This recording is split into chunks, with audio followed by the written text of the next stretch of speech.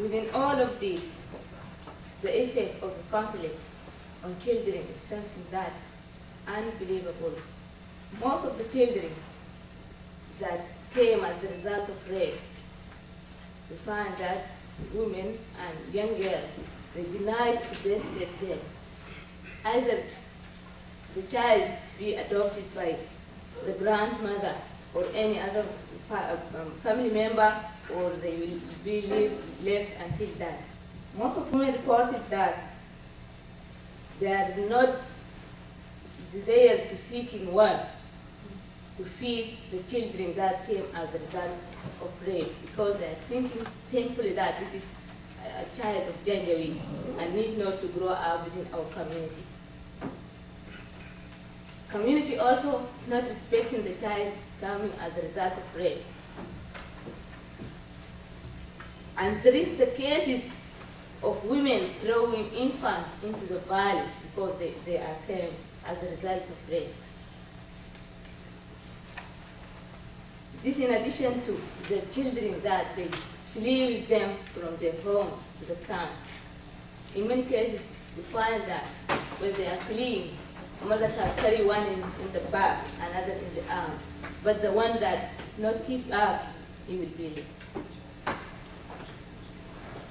In terms of accessing health,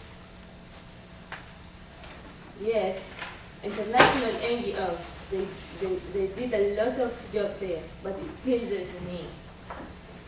Women carrying their children and standing in the queue for a long time, and they are looking to the limited number of cases, and others are left behind until tomorrow and after tomorrow, and like that until you can find malnutrition among the children is very common. In relation to the effect of the conflict on education, 30% out of the total number of IDP's children are in school age, and they don't have access to school. Either due to overcrowding of classes, or they are lacking coping mechanism to pay the school fees. And especially girls, they are afraid of being attacked again during their going to school. Many of them, they are not attending school because they came late and they didn't enroll in the school available in the camp. There is also a big problem among IDP's children, age of 12 to 13, up to 15. They have been militarized by Sudan government.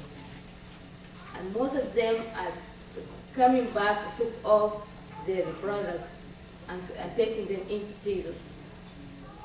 And community looking helpless, they don't have any solution to it. You can see your son come and attack his brother, and it has happened in many areas in the world.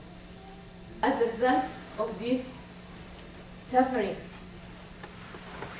and miserable life, psychological problem is very common.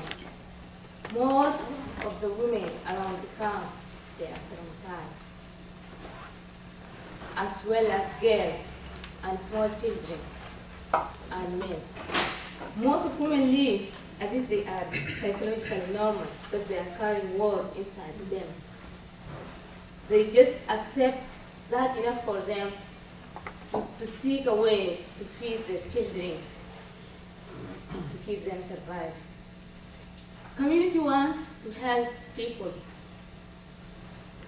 or survivors of sexual violence, but they feel helpless. The only way that they can give a hope to the survivors, they can demonstrate. But in many cases, the response of Sudan government is shooting into the IDPs when they are demonstrating why they are hearing or seeing that girls and women being there. Many of men around IDPs camp, the ones that they are living within the IDPs camp, they decide to leave the camp because they are helpless and powerless, and they are not tolerated to see their families being violated and humiliated and they have nothing to do for them. And there is also many cases of men committing suicide as a result of the situation that they don't have a hand to stop it. This, in brief, is the situation that our mothers, sisters are in, and the generation that we are expecting to be the men of the future, and they can do something of the betterment of the people that are now in this situation. Yes, international community and NGOs, they did exerted effort by providing food aid, health assistance, and non-food items, and shelter for IDPs, but gaps still there. You can find many international NGOs, their priorities different than the top priorities of the IDPs now. When you are asking the IDPs, what is your priorities, they are preparing to have protection before giving them food or water. They are preparing to have trauma counseling or psychological treatment before giving them any other health treatment.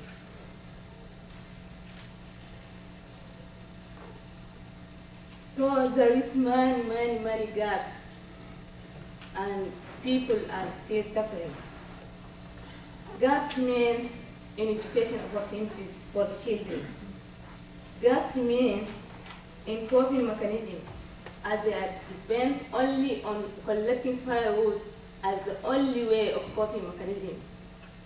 Firstly, it is their top priority as it's their need to have to cook, and secondly, to pay for either for the medical fee or for school fee, or to buy other food not in the package of food aid.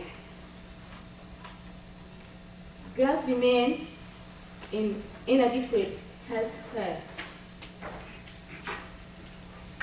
The big gap is in trauma counseling.